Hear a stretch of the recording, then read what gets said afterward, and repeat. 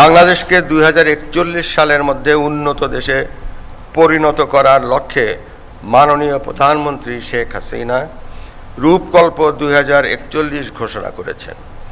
এ লক্ষ্য অর্জনে বিশেষ এবং দেশের যুব সম্প্রদায়কে মহান মুক্তিযুদ্ধের চেতনায় ও দেশপ্রেমে উজ্জীবিত, দক্ষ, মানবিক মূল্যবোধ সম্পন্ন স্মার্ট নাগরিক হিসাবে গড়ে তুলতে হবে।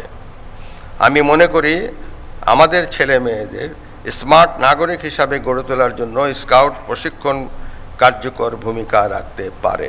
তারা যাতে শৈশব, কৈশোর ও যুব বয়সে সঠিক পথে পরিচালিত হয়, সুনাগরিক হিসাবে গড়ে ওঠে এবং মাদক, সন্ত্রাস ও দুর্নীতিমুক্ত স্মার্ট বাংলাদেশ গড়ার কাজে এগিয়ে আসতে পারে, সে লক্ষ্যে আপনাদের আরও বেশি তৎপর হতে হবে।